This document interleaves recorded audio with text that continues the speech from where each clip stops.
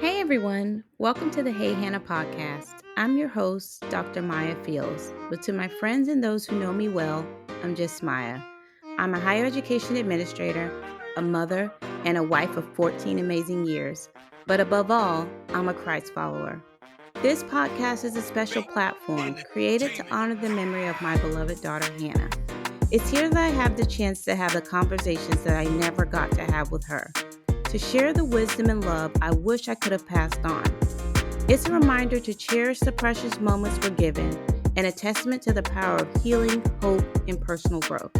If you're someone who's seeking personal growth, inspiration, and practical advice to build a solid foundation for a successful and fulfilling life, this is a place for you. Join me as we honor Hannah's memory together. Laugh, cry, and learn. Get ready for a podcast that is so much more than you could ever imagine. The Hey Hannah podcast, healing hearts, one conversation at a time. Hey everybody, welcome back to another episode of the Hey Hannah podcast. We are joined today by special guest Brittney Geary. She is sharing with us about her new book. She is an author and she really has a passion for women empowerment, and she's talking today about overcoming abuse and trauma, and it's part of the message that is weaved throughout her book. And so we're excited to have her here. Always good to be encouraged and be able to learn from others, especially about how to get over some hurdles, because we all have to do that in some point in life. So Brittney, thank you so much for joining us today. We're so happy to have you. Yeah, thank you for having me. I'm excited to be here. Awesome. So tell us a little bit about your book. So my book, Breaking Free, Healing from Abuse and Trauma, is first and foremost, it's for the specific reader. This covers abuse on many forms and many levels. It's not just domestic abuse. It's not only if you've been hit or sexually abused. It covers all forms of abuse: financial abuse, spiritual abuse, medical abuse. There's so many different forms. And then also the trauma aspects of it, whether that's trauma that has happened specifically directly to you, or just even traumas that we've picked up from witnessing things that a lot of people don't even realize, like, oh, it didn't happen to me, but I seen it and it's something that traumatized you, and then it goes on for long run. So everything that I wrote in this book is all on my own personal experience with all of the forms of abuse and traumas that I've came across in my life, me and my children.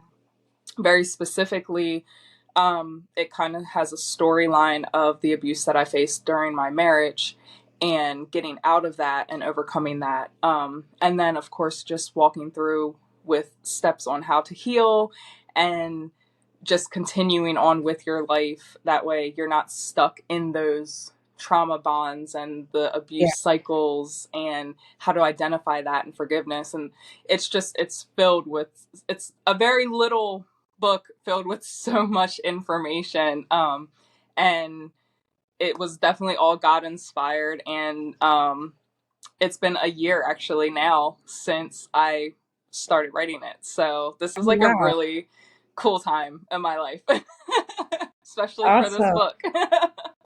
Absolutely. That's really cool to hear. Did you ever feel, I know you mentioned like you have a passion for empowering women and especially, helping them to move forward past tough situations. Did you feel like a sense of nervousness or just kind of that vulnerability of having to tell your story in order to help someone else when you were writing the book? Oh my goodness, yes. Like major. No one knew a lot of the things. Well, I'd probably say like 90% of the things that I've talked about in my book, because most of it, like I said, was a storyline of the abuse that we suffered in my marriage. So when I was married, I kept all of that private and to myself. There were counselors that I had spoke with, but like my family and friends and people that actually knew me and stuff, it was just like a smile on my face every day. So they didn't know that. So to be able to like open up and be completely vulnerable, completely honest, even with things that I embarrassed or, like nervous about like, how could I even think such a thing or Yeah. do such a thing even. Yes, it's very, very vulnerable for me. And writing it, it was like, I cried a million times writing the book. I'm like, okay, wait, I need a break. Maybe this isn't a great idea. Oh man. Well, it sounds like, through those tears, you were experiencing some forms of healing for yourself, I'm Oh, sure. yes. That had to be helpful also. Yes. What type of reception did you receive from your community, like your family, your friends? Because you said they didn't know any of this that was going on. So, Yeah. Um, um, so supportive my or dad, he was great. He very upset. It upset him a lot. yeah, But he was very supportive of me and my kids and helping. I did have some very, very close Christian friends actually that and family that completely shunned me out, told me I was wrong. How dare I? My son, I decided to get the divorce because my 5-year-old at the time, well, he was 5 at the time, had been mhm, physically abused and he could have lost his life. So that's why I went through with it on top of the rest of the things that happened. But that was like, it got to that point. yeah, And then there were even some other things like we had to put a nanny cam in my 12-year-old daughter's bedroom. So, just to give you like a gist of why I decided to go through with the divorce. So, to have family and friends, especially that were Christians and people that I looked up to, really just like be very judgmental and just shun me out, yeah, that was very hurtful. And then there was just like a couple other, kind of naysayers, but then they kind of just did their own thing, kind of see how it played out, pretty much yeah, doubted me the whole time, like the court system does. They doubt the victim because 90 times per, they go back to their abuser, which I get, I yeah, understand. But so it was really like it was like a tug, yeah, especially it was just really hard. And I am a believer myself. So just having that, the Christian part of it was like the main thing that was just like, you yeah, guys, please, I know you're like throwing Bible verses at me and stuff, but here's a couple other verses. And not to mention, like, my son almost died. So yeah, can we just, think about it that way? But yeah, so it was a big ordeal, huge, just in that alone, on top of being pregnant with twins and all the courts and the detectives and children and youth and everything else. Like, this is not what I need right now. yeah. So it was a big, Yeah, big ordeal. that's heavy. I can't imagine the complexity of everything you're feeling at once. It's like I'm already, scared and nervousness because of this situation. And then the support system that you would hope would be there is not ideally supporting you in the way that you would like. So that has to be a lot. Are those relationships today repairable, or have you begun repair with those, or is it some like they haven't moved forward yet? Some of them, very few of them, I just kind of like let the situation and the relationship just kind of go. Yeah. But for my actual family, and those people, I did, like, we were able to talk and I was able to express my feelings, they were able to express theirs, and we kind of just left it at one of those, we moved past it. And like, this is my life, I have to live my life because you're not in my life, Yeah. you're not in these walls, so it's not affecting you regardless of your thoughts or whatever. Yeah. I can forgive you. I believe they forgive me. They said sorry. So and now it is one of those, like, we can get together on holidays and special occasions and it doesn't feel awkward anymore. So I Yeah. believe that it was truly restored. Um, so I'm very happy about that. But some of the friends, it was honestly just better just to let those certain people go. Yeah. Um, but if I could restore all the friendships, that would be great. But at the same time, I still have to have boundaries, which is huge. And I talk about. Absolutely, that makes sense. You mentioned something, and I think this is a unique dynamic, and I want to make sure like we kind of circle around to this because I'm interested in hearing your perspective. You talked a lot about, the situation that you were in before in your marriage, and outlining the abuse and trauma, and not only did it go from you, but you're trickling around to that abuse and trauma environment for your children.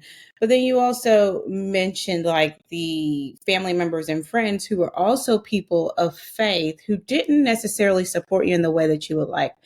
How did you hold on to your faith or still remain a Christ follower in the midst of that support not coming the way you like?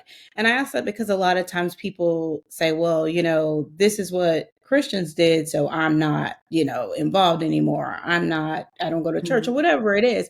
But they end up with a bad taste in their mouth, or they're no longer involved in a faith community. So how do you feel like you even survived that aspect of it? I will admit that was very hard. I had a relationship with Christ a couple years before that, and even during that time, it was like a new thing for me. I was just like, wow, maybe I am like really far off, and if no one is gonna accept me and my kids, then what's the point? So I completely understand why people have those thoughts, but for me personally, I literally was like by myself. I Yeah, ended up like I said, it was at that time it was just my dad that was helping me, and even being supportive of any sort. My mom was supportive, but she doesn't live anywhere near here, and she kind of just had her own stuff going on, so she would check in. But for the most part, like I was just isolated. And I know I'm looking because I'm in my actual bedroom right now. And this is where I spend a lot of my time. yeah, But just being isolated, it really helped me like just be 100% honest with God with my prayers. It turned yeah, from really obviously being very humble, but also just like, God, why? Like, what yeah, happened? What am I doing? Where, like, show me what I'm doing wrong and all of this. And God really did start like bringing things to my memory and just showing me and reminding me of things that had taken place, and yeah, words that he had said before and dreams that I've had. And that got me to then continue to read my Bible. And of course, I did a bunch of Google searches on like, is divorce okay? And yeah, like the typical, all of that. And I found like a lot of really amazing answers on how God does not like abuse, period. And he tells us to separate from those people that are abusive. So it's one of those that I just had to really take into consideration for myself. I would never tell someone to do one way or the other. yeah, Um, I think that's just like something that is between you, your relationship, what's going on. But I do know for a fact that abuse definitely is not tolerable. And then there were other things too on top of it with just, he didn't care. There was no remorse for him. He didn't think anything was wrong. Um, and then also, I was able to connect with a pastor hmm, and the church that I stayed at now, I'm currently at, and they were able to just really walk me through and love on me. yeah, And they told me it doesn't matter what your choice is, we're going to support you best that we can with whatever you decide. They had to yeah, do what they had to do legally, and it was the rest of it was up to me, of course. So having at least one little strangers really at the time, like yeah, a piece of my life that was like, okay, we can do this. God still loves you no yeah, matter what. Um, and I was like, okay, so then everything just started to click. So really just spending time with God and continuing to spend time with him and being real and open and just asking him to show you. Ask him, you can be mad, you can be upset. I just recommend never completely fully walking away. Even if yeah, it's for a season, I get it. Like, it's hard, but just don't give up. Keep trying. yeah.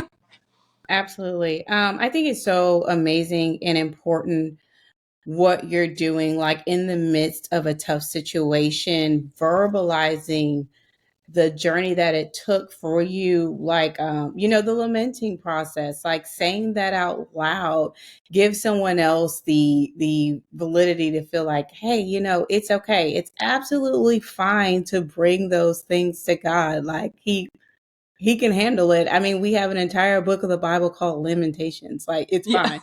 You can it's fine to lament. But I also think it's important for your voice to be heard, specifically when you talk about, in the midst of this very real trial, I'm still holding on to my faith, because there is an even louder voice of the justification for turning away from Christ because of the things that happen in life. And as you mentioned, like, I get it. I get life is hard.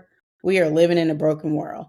I have Hmm. talked about before, like, my faith crisis when Hannah passed away. Like, oh my gosh, why did this happen? This is not supposed to happen. Um, but I think also people have to remember that the people that we deal with and interact with are not God. We have Yeah. the ability as Christians, which is very different from any other religion. We are one of the only religions that allow direct contact with our deity. We Hmm. can go straight to God and pray, communicate with Him, talk about, Yeah. the things we need, whereas other religions require a go between. We don't need the go Hmm. between, Yeah. because of Christ coming to the earth and dying on the cross. But long story short, the reason I say that is, remember that when people don't respond the way we like, or they disappoint us under the guise of Christianity, they are still people. Don't Yeah. let that break you away from the direct and precious relationship that you have with God. So please Yeah. continue to share your story. I think it's so important that your voice and voices like yours are heard, because it's hard. People are struggling in what you're saying in the midst of, your struggle to be able to still, hold on to faith. That's powerful. So Yeah. please continue to speak. Um, so let me ask you about your kids. How are they? I'm sure this took a toll on them. As a mother, that has to be hard for you as well. How do you feel like they're doing? Now I feel like, because this all happened January of 2021 is when Mhm. the big blowout happened. Yeah. And now they're actually doing really well for the most part. I can still tell and see like certain things that we still need to work on and get Yeah. through. But they've been opening up a lot more. We went from, like, my dad wasn't even allowed to be at our house because they felt so unsafe with my own father. And now they're like, oh yay, we're so happy Poppy's coming. And my daughter had a huge fear of like going to her friend's house, especially Yeah. if the dad was home. She just refused. She never wanted to go. Now the dad and her friend can like come pick her up and take, Oh, and good. she's like, oh, I'm okay and everything is fine. She does go to counseling right now currently. And I love the fact that she chose to do that. I went through counseling also. My son, he was 5 at the time. He was Mhm. very close to my ex-husband, just because of the age when we met him. Um, but he kind of is just like, yeah, we don't have dads, and he kind of, I think he wears it a little more like strong or off, Yeah. standoffish. I'm not really sure the word for it. I think a little bit more than what he's really feeling inside. So I have been keeping an eye on that. I've been asking him questions and trying to just like go through things with him, walk through forgiveness and praying with him and over him, of course, and things like that. And just really trying to do as much as I can, before we see if he has to go through with counseling or not. Yeah. So far, like I said, he's been doing, for the most part, really good. It's just like those things that I just want to make sure are not going to be like generational curses. I'm Yeah. like looking a lot deeper into, just like anyone else would be like, oh yeah, they're great. Me, I'm like nitpicking, like, are you sure? We're going to cut that off immediately somewhere, wherever. Absolutely. Um, so aside from your personal story that's in the book and you Mhm. reference, what is different about breaking free from any other book that someone who is dealing with abuse or trauma gets their hands on? Yeah, I believe that what's different with my book is all of the tools that it has that you have to actually do. Now, obviously, you don't have to do them, but at the end of each chapter, I have a breaking free um, like activity that they have to do. So there's different steps that they have to do based off of the chapter also on ways that they can continue to heal. I also have, like I said, this was God inspired. I had fasted, I prayed, I did so much before even writing this book and during. So there are so many, like, I just went on this prophetic little spew on a lot of these things in here. There's declarations in here. I pray over the women, the reader. I specifically speak to the reader. I had so many people tell me, it's like, I feel like you're like just like talking to me when I'm reading the book. I'm like, I am. I really want this to be dedicated to you, the actual reader, whoever it is, and just make that very, very personable using my own experience as examples instead, opposed to this is a story about my life. No, this is a story about you, and I'm going to walk through healing with you. I love that. I love that you give the activities at the end. So it's not like we're just taking the information in, but you take the information in and then it's like, okay, here's a quick pivot on how you can apply, which we know just kind of gives that extra boost sometimes. So I'm glad that you have that. What advice would you give to others who've experienced trauma or abuse and may be hesitant to share their stories? I say just share, honestly. You would be surprised. I know it's scary. Trust me, I know it's scary. I did not want to write this book for a long time. But um just share, even if it's on a um like a private Facebook post, even if no one sees it, like you literally just hide it from everyone and only you can see it. The fact that you just put it out there and then make it available to your friends, and then call someone and start telling them, and pray, ask God to send you someone who needs to hear your story. You will be surprised. That's actually what made me finally put pen to paper, because I had so many women that were like, I don't know what to do, and how, and this happened, and I'm so stuck, and blah, blah, blah. And it got to a point where I was like, well, this is what I did. Or like, I literally went through the same thing. Like, this is what I'm doing currently, or this didn't help, but this might help you. And start giving resources out to people. And then I was Yeah. like, you know what? All right. All right, God, you won. I'll write the book. So if you can just start somewhere. Yeah. Oh man, I love that. So how long did it take you from the idea of thinking like, yeah, I need to write this down. This is really going to help so many people to, the book is printed and able for people to buy it. How long was that process and what was that like for you? So the going back and forth after I realized, like, hey, I should probably write a book, and actually people were really telling me, it wasn't me, it was other people, like, you need to write a book. That was summer of last year, like the beginning of summertime, and then it was October. So we just hit, yeah, October, that I finally put pen to paper, and then from October I published it in, well, I had it in my editor's hands in, I think it was the beginning of February, because I wanted it to be on my birthday, but then it ended up getting pushed back until March, which obviously it's not as easy as it looks. So yeah, just a couple of months. And it could have been done sooner, but it's too personal to me. Like, and just even talking to these women through this book, I'm telling you, it's, for me, it was just, is my heart is on the front cover too, but my heart was just so in this book. So, and Yeah. I wanted it to be as good as I possibly could. I know it's probably not 100% perfect, but It is perfect for me. Yeah, I love that. And that is still pretty quick though. I mean, sometimes it's a lag between like knowing you're supposed to do something and you actually moving. So that was pretty Yeah. fast still. So what is your end goal? Like ideally in a perfect world, what would you like to see happen with your book, your mission? Just if you were painting the perfect picture, Oh, that would what would be so amazing. It would just be like millions of women just chanting out, truly feeling like I am free.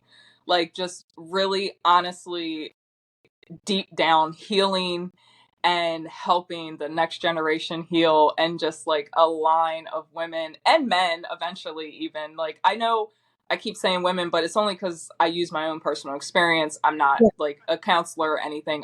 I just wrote this for women. yeah. um but and I have had men read it and they said it was great too, but just having just like the millions and the millions of just like being free and helping others be free, and then not getting back into those horrible cycles and their kids not doing it, and just that would be the best, absolutely the best. And of course I would love my book sales to go flying through the roof, but if I could just get the people healed and free, Yeah. that's the ultimate goal. That's what. Yeah.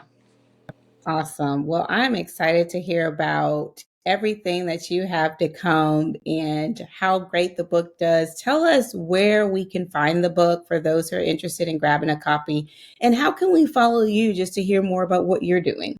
Yeah, so you can follow me on all the social media platforms. I do have a specific one for business. It's Brittney Geary Breaking Free on Facebook, and then that has like all my links to everything else.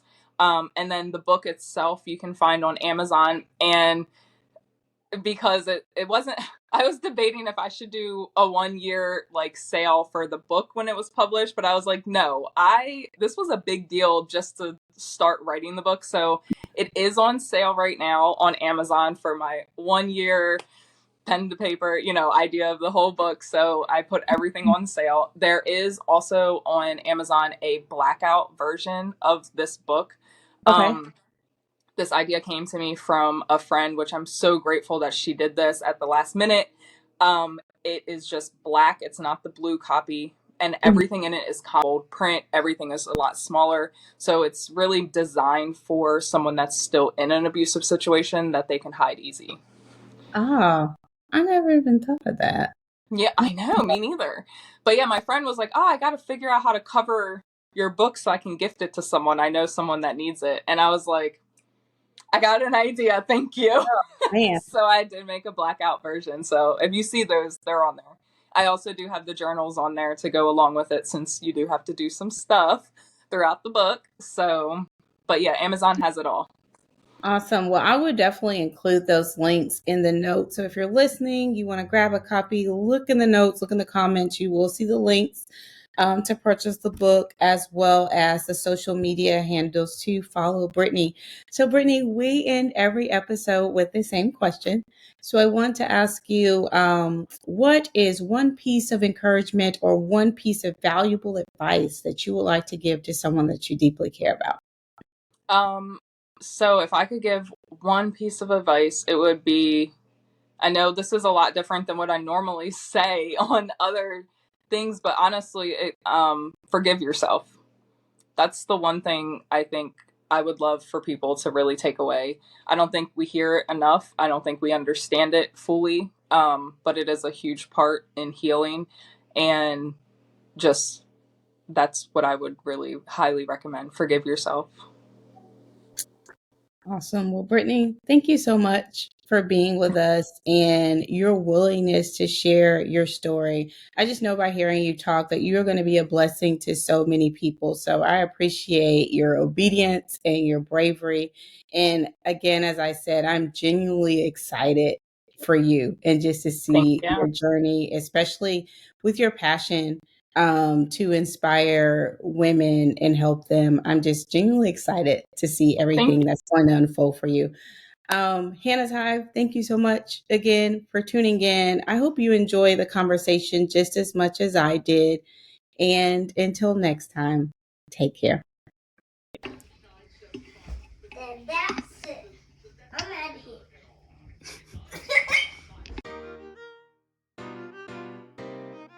Thank you so much for joining us on this episode of the Hey Hannah podcast. We hope that you found inspiration, insight, and encouragement in our conversation today. If you enjoyed this episode and want to stay connected with us, be sure to like, subscribe, and review the Hey Hannah podcast. Your feedback helps us reach more people and spread our message of love and wisdom. You can also follow us on social media at Hey Hannah Podcast. Find us on Facebook, Instagram, and TikTok to stay updated on all the latest episodes, behind the scenes exclusives, and engaging content. And for those of you who prefer the visual experience, catch the video versions of our podcast on our YouTube channel. Just search Hey Hannah Podcast and hit that subscribe button to never miss an episode. For even more Hey Hannah goodness, visit our website at www.heyhannahpodcast.com. There you'll find updates, bonus content, and join a community that embraces you with open arms. Your continued support truly means the world to us. Together, let's spread love, share wisdom, and honor every precious moment. Because here at Hey Hannah, we believe that life is meant to be lived well. Remember, a new episode of the Hey Hannah podcast is released every Wednesday, so mark your calendars and be sure to tune in. Thank you again for being a part of Hannah's Hive. Until next time, take care.